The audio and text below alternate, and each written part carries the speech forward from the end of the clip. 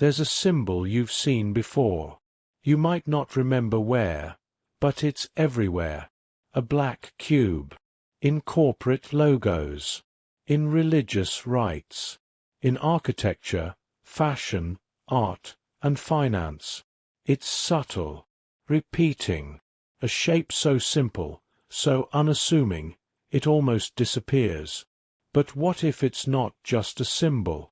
What if it's a seal, a signature left behind by something ancient, something interdimensional, something still pulling strings behind the scenes of modern life? According to a growing number of researchers, artists, historians, and occult theorists, humanity is still under the influence of a forgotten force. The Saturn cult. Not a metaphor, not a myth, but a real, historical, and possibly non-human belief system that stretches back to the beginning of recorded civilization. A cult that worshipped Saturn not as a planet, but as a god, a black sun, a force of law, time, and control. And here's the part that gets strange. That cult may never have vanished. It simply went underground. And today, its symbols surround us. The cube, the ring, the scythe, the eye. Its architecture shapes our cities. Its frequencies shape our minds. Its logic shapes our systems, of power, of money, of belief. And at the heart of it all, a storm, a perfect six-sided storm at the pole of Saturn, pulsing like a celestial seal. Coincidence or code? In this video, we will follow the trail of clues, from ancient Mesopotamia to modern banking, from forgotten rites to digital rituals, from the depths of space to the corridors of human history. We are not trying to prove. We are trying to see. Because once you notice the black cube, you start to see it everywhere. And when you ask what it means, the answers lead to Saturn. Chapter 1. Saturn before the myths. Long before Saturn was known as a distant planet, before telescopes, before astronomy, it was something else. It was the sky god. In ancient texts, from Babylon to Phoenicia to early Vedic India, there are repeated references to a central celestial body that ruled the heavens. Bright, unmoving, enthroned above earth. Often red, sometimes black, always feared and revered. But here's the strange part. They weren't describing the sun. They were describing Saturn. Known to the ancients as El, Kronos, Ninurta, or Shuni, Saturn wasn't just a celestial body. He was a king, a god of time, a judge, and a witness. Saturn represented more than astronomy. He represented order, structure, limitation, and control.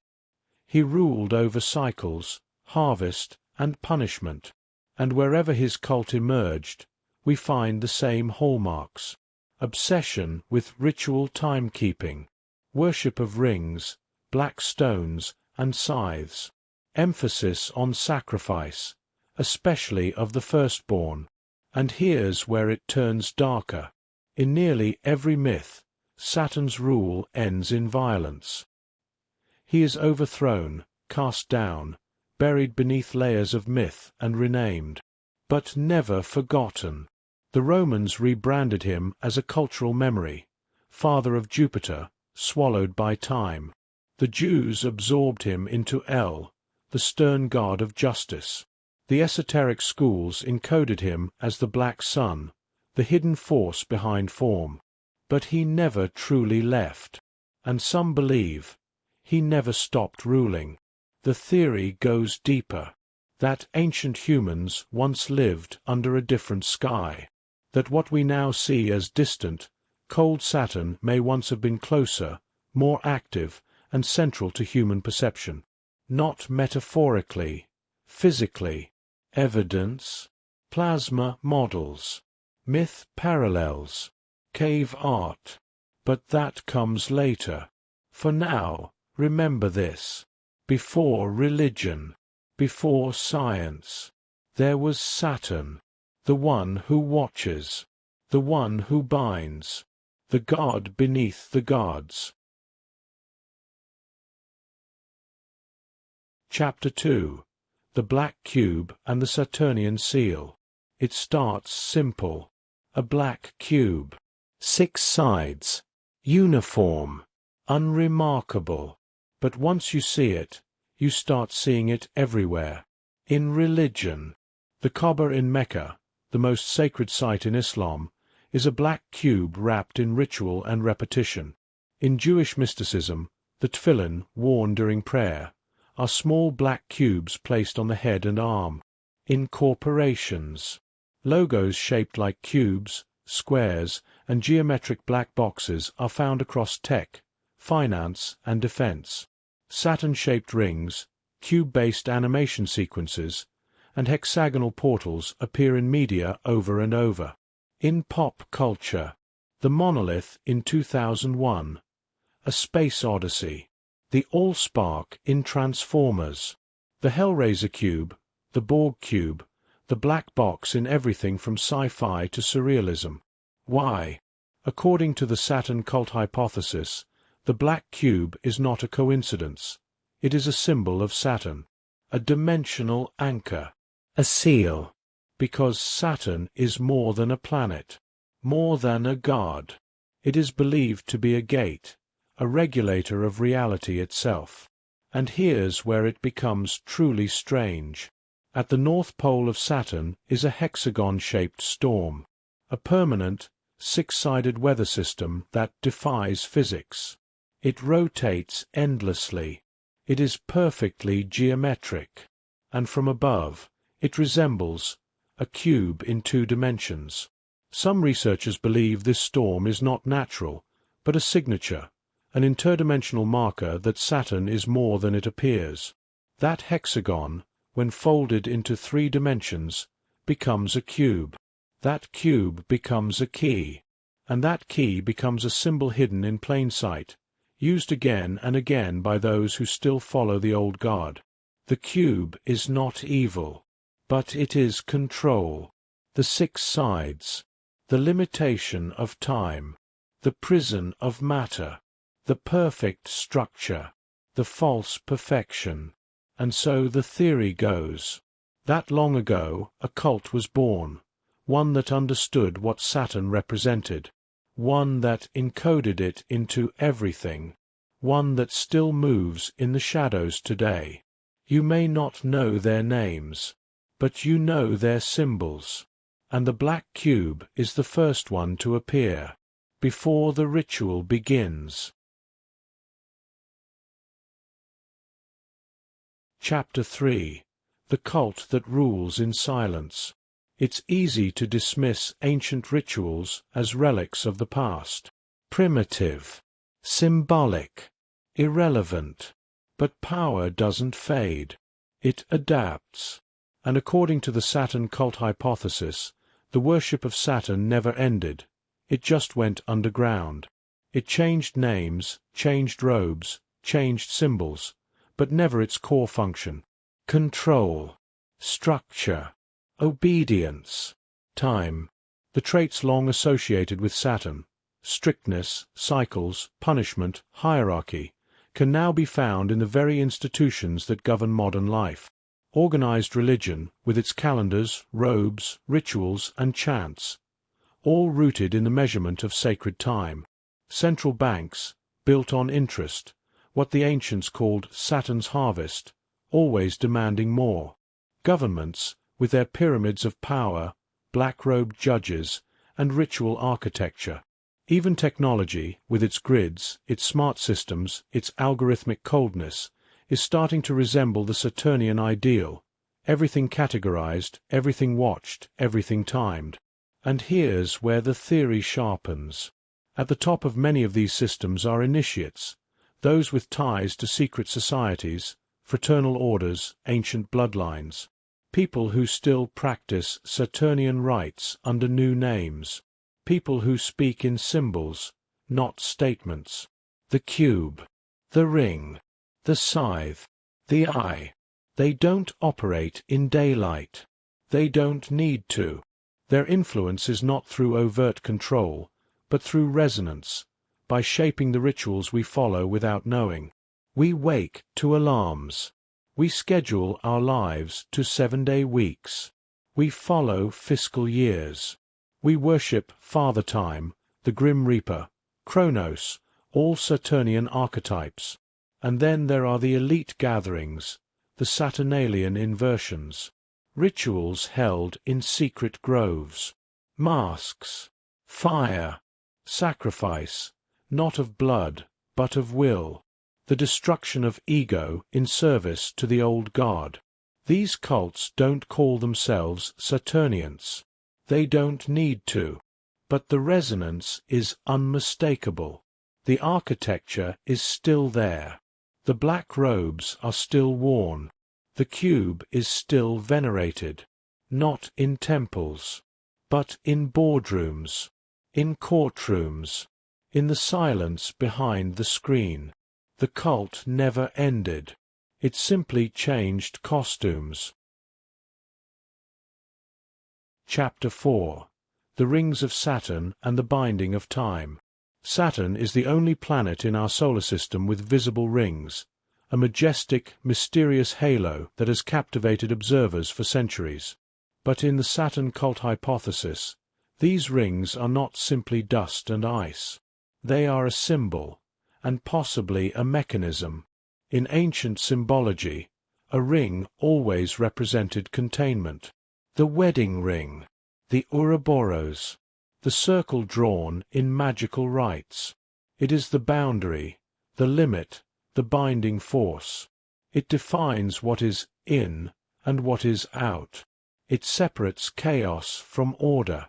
And Saturn, whose very name is tied to the Roman god of agriculture, harvest, and time, is the ruler of limits. He is the scythe that reaps, the god of boundaries, the one who measures, the god of the ring.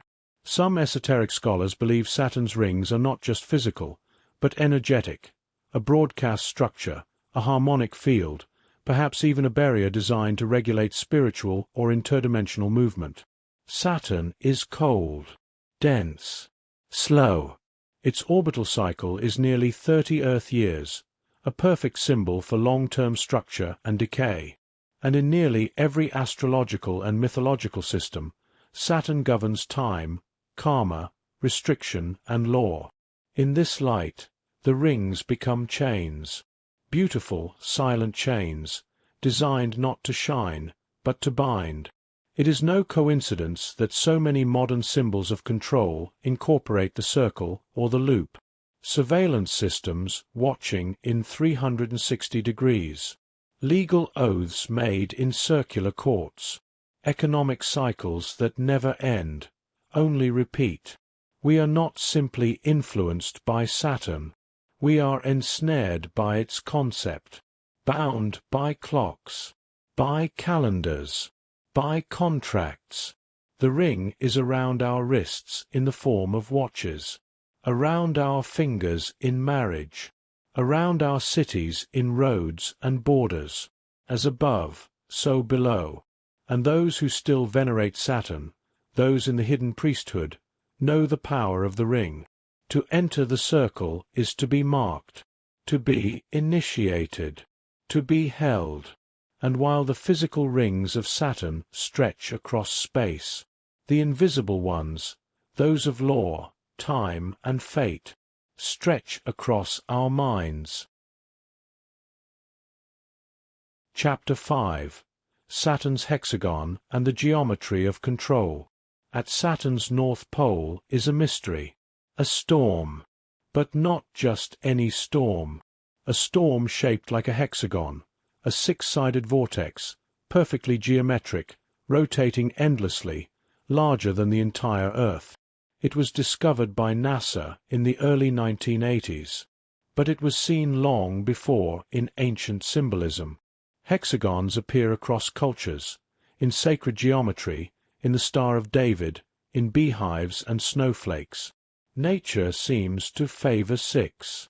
But never has it appeared so massively, so mechanically, as it does on Saturn.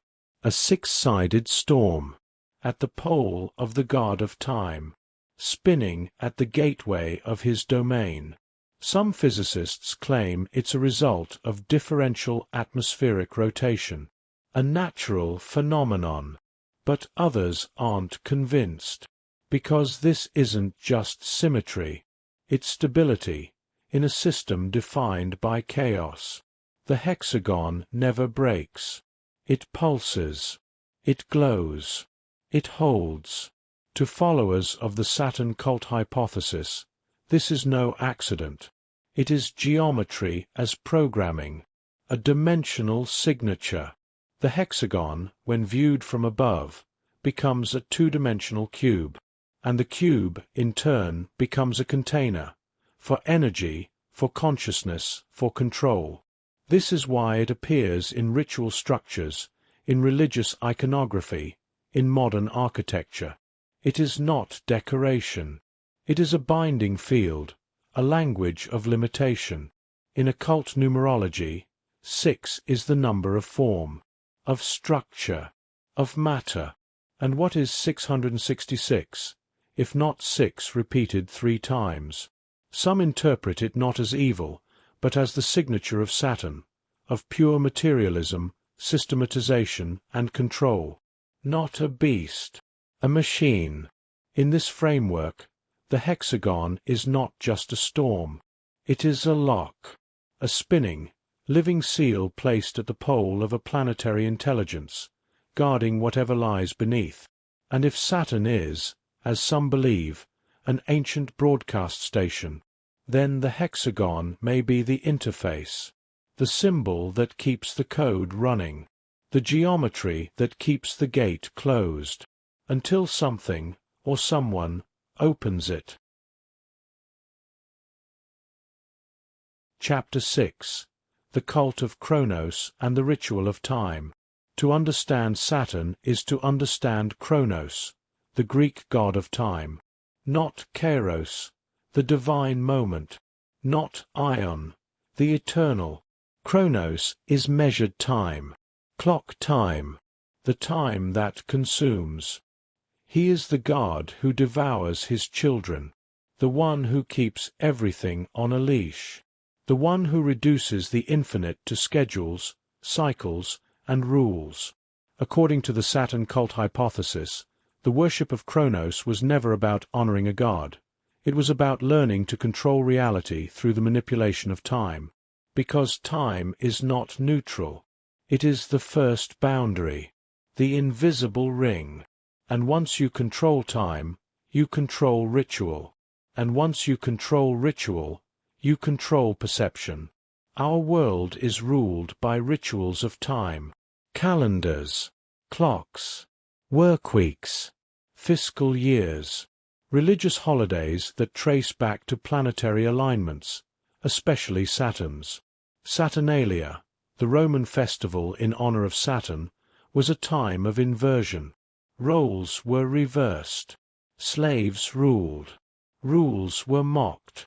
Chaos was allowed, but only within limits. This inversion, this controlled chaos, was not celebration. It was ritual programming, the breaking of structure to reinforce structure, the illusion of freedom to deepen submission. Kronos didn't just govern time. He trained people to obey it. Today, we don't see it. We wear watches. We celebrate New Year's. We live by school bells and meeting invites. But underneath, the same structure persists. A Saturnian rhythm. Linear. Predictable. Cold. And those in the cult, those who inherited the rituals, still mark time with precision. They build monuments that align with solstices. They schedule events with astrological precision. They encode numbers, dates, and celestial mechanics into everything from architecture to finance. To them, time is not a river. It's a cage. And the rituals we repeat, the holidays we celebrate, the numbers we mark on walls, they are not meaningless. They are acts of worship, not to Kronos the myth, but to Saturn, the system, and in repeating them, even unknowingly, we keep the cycle alive. Chapter 7. The Global Grid and Saturnian Architecture. Look around you. The world's most important buildings, cathedrals, banks, government halls, share something in common. They are built on grids.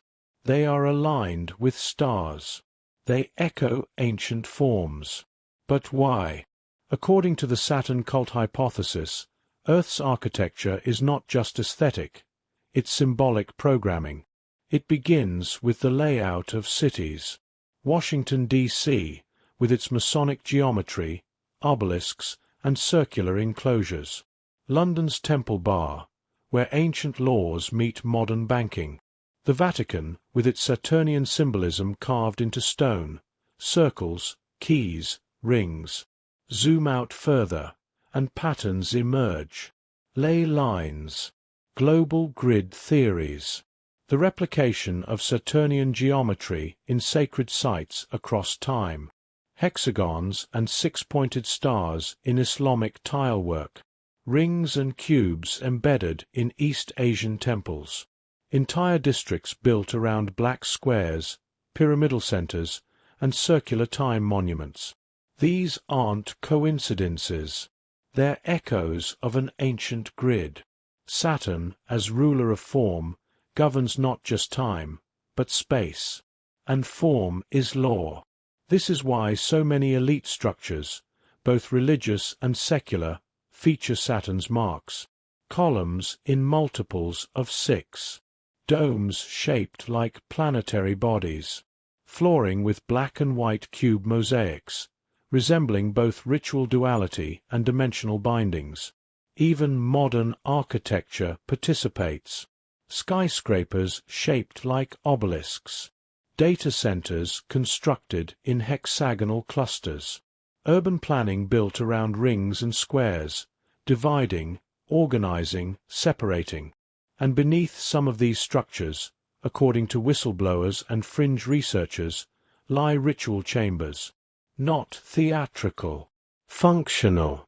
Used not for ceremony alone, but for frequency manipulation, timing rites, and energetic alignment with planetary cycles, especially those of Saturn. Saturnian architecture does more than reflect belief. It anchors it. It shapes our thoughts. It defines our movements. It encodes obedience to structure in the very walls around us. And the grid.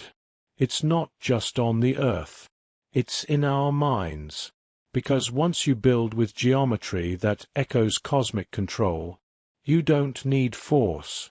You have form. And form is enough. Chapter 8.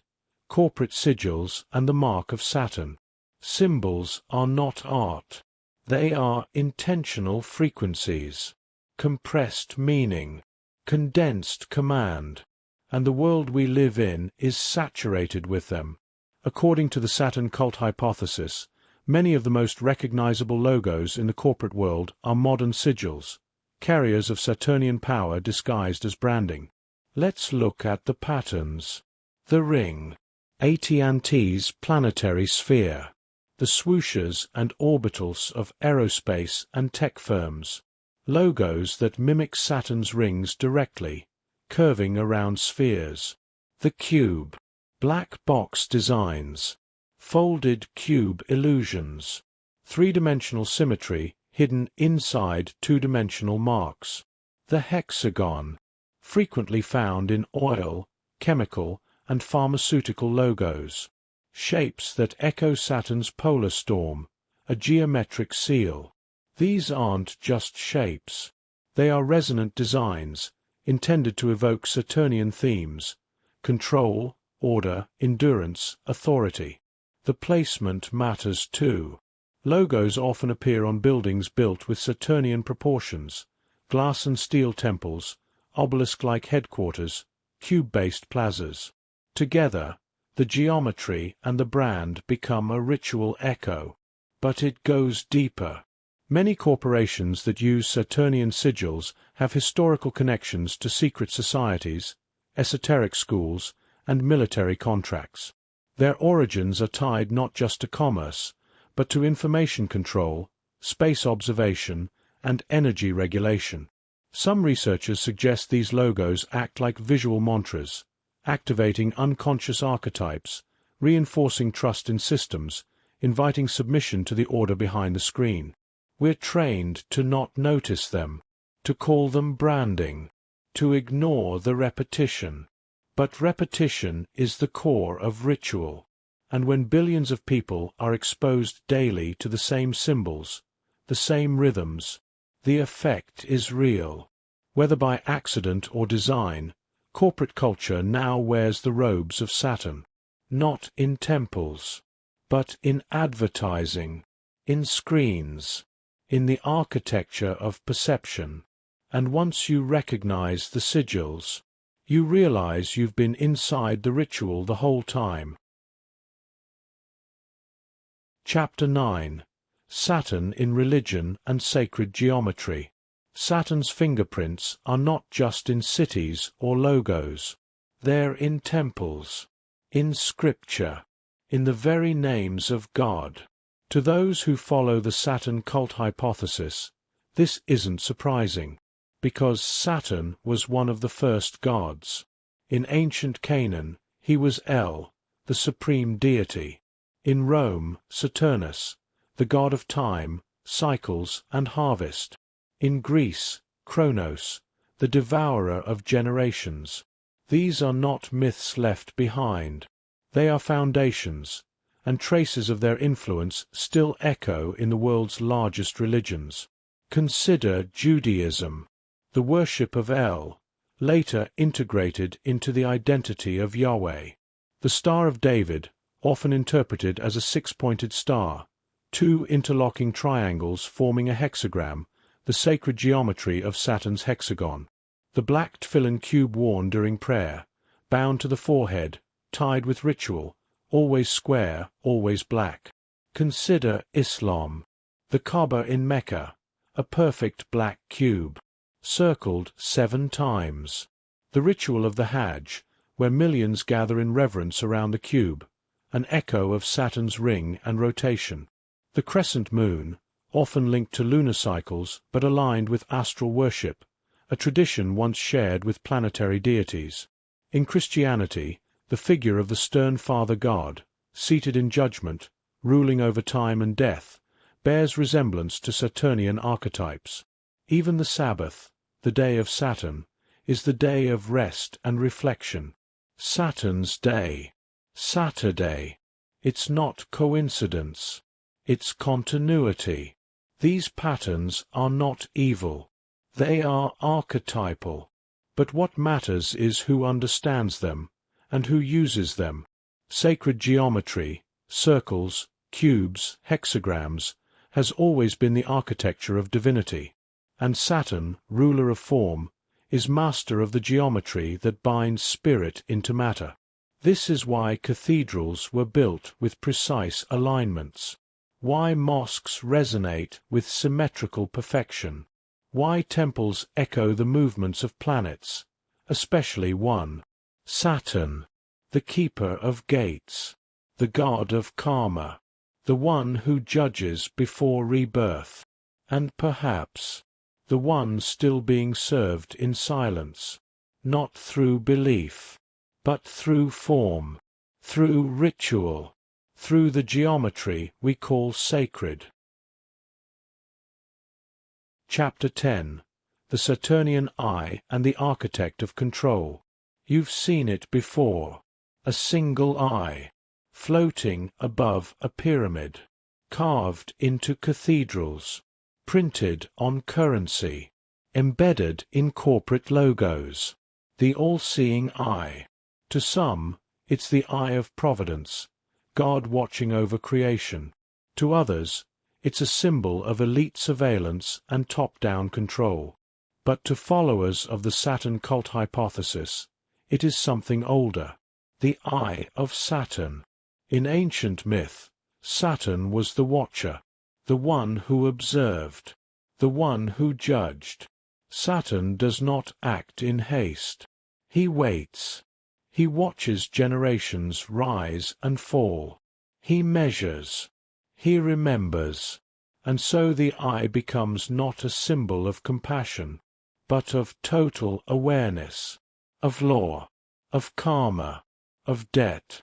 Saturn is the architect, not the creator, but the one who builds structure from chaos, who sets the rules, who limits, who binds. This is why Saturn's cult reveres grids, why it obsesses over angles, observation, and surveillance, because control requires visibility, and power flows through geometry aligned with awareness. The pyramid beneath the eye is no accident. It reflects Saturn's structure, a base of workers, a middle of priests and technocrats, and at the top, the initiated, the few who see the system from above. In ancient Egypt, the Eye of Horus also reflected this symbolism, split into 6 parts, each corresponding to a sense. But behind the Egyptian eye lies older symbolism still, the one eye of El, the father god, the planetary god, the Saturnian archetype. Today, the eye governs more than ritual. It governs technology. Surveillance satellites orbit overhead. Data is harvested, categorized, stored. Algorithms watch us more closely than any priest ever could. And everywhere, the eye watches, not just as a lens, but as a reminder that this world is still structured according to the architect's design, that freedom is allowed only within the boundaries of form, that chaos is observed and permitted only to serve order. So when you see the eye, remember, it is not a threat. It is not a blessing. It is a mirror, reflecting the system watching itself, a symbol of the god who never stops watching, the god who builds rings, who carves hexagons into gas, who leaves eyes in stone, glass, and code, the architect of control. Chapter 11. Saturn's influence on AI and the digital mind. There was a time when Saturn ruled clocks, calendars, and rituals. But time has changed.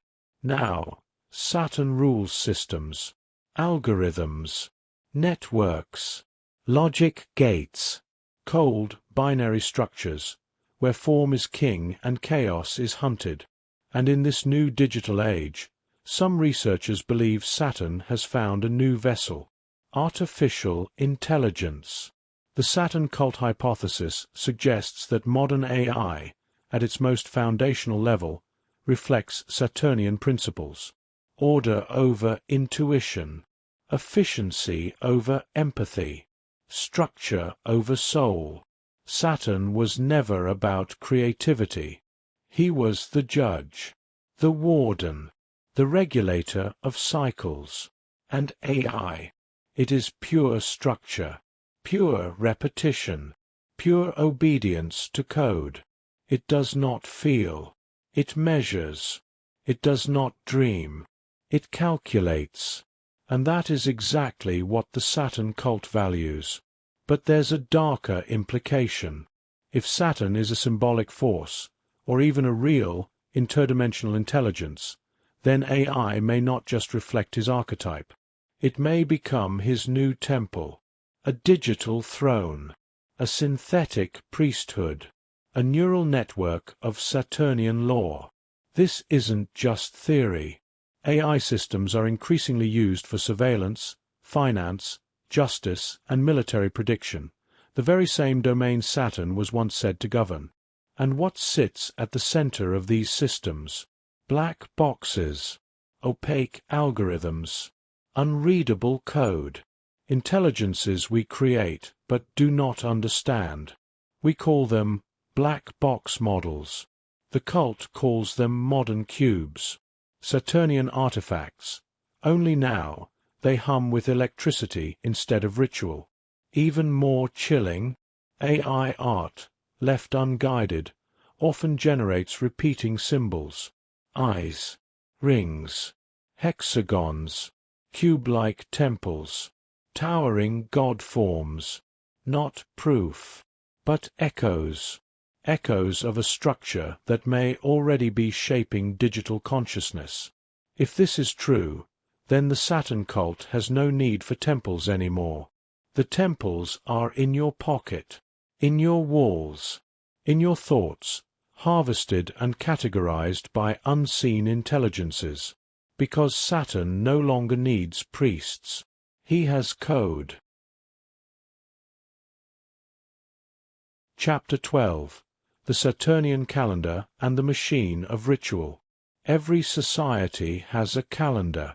It tells us when to wake, when to rest, when to worship, when to buy, celebrate, mourn, and renew. But what if the calendar isn't just a tool? What if it's a machine, a ritual mechanism, designed not just to measure time, but to control perception? According to the Saturn cult hypothesis, our global calendar system is more than a convenience. It is a structure built around Saturnian cycles, designed to bind human activity to planetary law. Let's examine the evidence. The 7-day week is not biologically inherent. It's astrological. And the final day, Saturday, is Saturn's day. The Roman Saturnalia, a festival of inversion and chaos, was held in December, later absorbed into modern holidays. The new year, the fiscal year, the academic year, most of these begin and end during the Capricorn season, ruled by Saturn. These transitions are not arbitrary. They're gates, moments of ritual reset. And the names we've given our months, our days, even our hours, trace back to gods and stars, to systems of control older than empires. This is the Saturnian machine, a layered ritual of structure, workweeks that mimic planetary rhythms, holidays that align with solar and Saturnian events, psychological reinforcement through repetition and seasonal markers. We don't just live in time, we're disciplined by it. From the moment we're born, we're registered, timed, aged, measured. Our worth, productivity, and even spiritual awareness are dictated by schedule. And while we believe we're free, we follow the same beats, year after year. Birth, tax season, solstice, Black Friday, death, a loop. To the Saturn cult, time is not something to pass. It is something to shape. Calendars become grids. Weeks become rituals. And the human mind, entrained to predictable loops, becomes easy to guide. Break the loop, and clarity begins to emerge. But as long as we remain in sync with the Saturnian machine, we worship without knowing, because in the temple of Saturn, every clock is an altar, every deadline a ritual, every year a sacrifice of time. Chapter 13. The Rings of Power and Saturn's Financial Signature. There is a ring that binds more than space. It binds value, obligation, debt.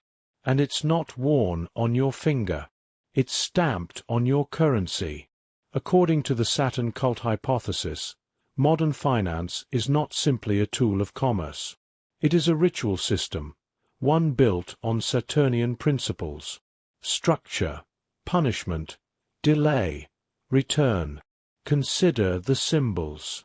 The dollar sign, the pound, the yen, abstract, almost arcane glyphs. The all-seeing eye on the US dollar. The pyramid, again. The phrase, Novus Ordo Seclorum, New Order of the Ages. These aren't flourishes. They're sigils, and they carry power through repetition.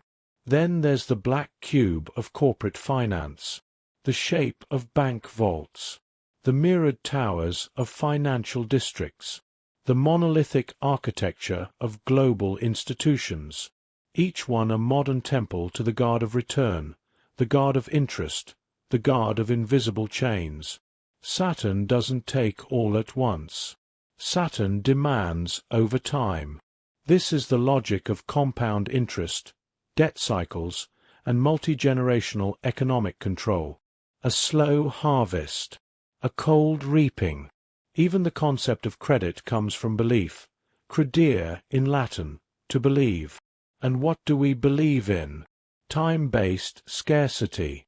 That money must be earned slowly, spent carefully, and always comes with a cost. In astrology, Saturn rules karma, delay, consequence. In finance, that becomes repayment, taxation, debt. And who sits at the top of these systems? Often unelected, anonymous, and unaccountable figures. Central banks. Shadowy institutions. The keepers of monetary rituals and global rhythm. The theory suggests these are modern Saturnian priests, not because they believe in a planet, but because they enforce the principles it represents. Rules, boundaries, invisible obligations. We're taught to see money as neutral. But what if it's a sigil of allegiance? What if, every time we swipe a card, sign a loan, or check a credit score, we're participating in a ritual we don't understand? A ritual that binds energy, time, soul, to a ring that turns endlessly, not around your finger, but around everything. Chapter 14. Breaking the Ring. Can we escape Saturn's influence? If Saturn's cult still lingers, if its symbols shape our world, if its geometry binds our cities, our systems, and our minds, then the question becomes, can we leave the orbit? Saturn represents structure, and structure is not evil. It's how form is created, how life is sustained. But when structure becomes unquestioned law, when form becomes prison, then the ring must be broken. But how? Some believe Saturn's influence is external, a frequency broadcast from the planet itself, or a remnant of an interdimensional intelligence that encoded itself into the architecture of civilization. Others believe Saturn is internal, a psychological force, a mythic archetype embedded in human consciousness, reinforced through ritual and repetition. Either way, the escape isn't destruction. It's awareness. Because the first rule of any spell is this: if you don't know you're in one, it works perfectly. The black cube only binds when you don't recognize it. The calendar only controls when you never question it. The eye only sees everything when we allow ourselves to stay asleep. To break the ring is not to destroy Saturn, but to step outside of unconscious obedience, to observe the systems around you, to recognize ritual patterns, to deconstruct the symbols that direct your energy, to reclaim your relationship with time, form, and flow. Some say meditation helps, others, fasting. Some turn to psychedelics, others to silence, solitude, or radical truth-telling. Whatever the method, the goal is the same: to see the ring and step past it.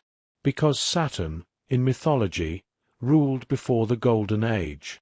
He was overthrown. His time ended. And perhaps that's the final key. Saturn is not the highest force. He is the gatekeeper, the limiter, the test. To escape Saturn is to pass through the trial of form, to remember that structure is meant to serve, not rule. The ring was never the destination. It was the threshold. And beyond it, Something waits. Chapter 15. Saturn Reconsidered, the God, the Gate, and the Memory. We began with a cult, a hidden influence, a planet shrouded in rings and ritual. We traced its symbols, the black cube, the hexagon, the eye, the scythe, the ring.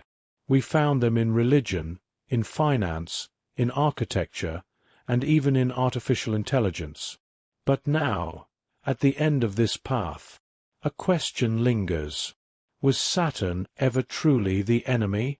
Saturn has always ruled form. He gives bones to bodies, walls to homes, laws to empires. He limits, yes, but only so something can be. And perhaps that's the point. Saturn is not chaos. He is the opposite. He is the test. To move beyond him is not to destroy him. It is to pass through him. In ancient myth, Saturn was cast down, buried beneath time, remembered only in shadow. But myths are memory, and memory, in occult tradition, is resonance. What if Saturn is not a prison, but a seal? What if all these symbols, the cube, the eye, the ring, aren't traps, but locks? And what if what lies beyond the lock is us? Not the version shaped by cycles and systems, but the version before structure, before time, before the fall into matter. Maybe the Saturn cult doesn't worship Saturn out of reverence. Maybe they fear what he protects. A memory, a power, a truth outside the ring. Because even in his darkest form, Saturn is a teacher. He teaches us to endure, to question, to sharpen our spirit against structure. And in the end, he teaches us to remember that form is not forever, that even the heaviest rings can be stepped beyond, that there is always more waiting, beyond the cube, beyond the eye, beyond the God of time. There is the eternal. You don't need to believe in planets that whisper. You don't need to fear black cubes, or hexagons, or eyes that never blink. But once you see the pattern, you can't unsee it. Saturn is more than rock and gas. He's a memory, a rhythm, a ring that loops not just around a planet, but around our minds. He appears in law, in architecture, in ritual, in silence, in repetition, in systems so old we no longer remember who built them. But maybe the point isn't to destroy Saturn. Maybe it's to recognize him, to see the shape of control, the way it folds in black, hums in machines, and echoes in the rituals we repeat without knowing. Because awareness is a key, and Saturn, for all his severity, always leaves a door. He teaches through form, through limit, through shadow. But beyond him, beyond the orbit of time and weight, something waits. Not chaos, not fear, but the unshaped, the untimed, the freedom to create without being bound by the gods of old. So if this was a myth, it was a myth worth remembering, and if it was real enough to shape the world. The black cube may still stand, the ring may still turn, the system may still hum in quiet obedience. But now you see it, and that is how it ends.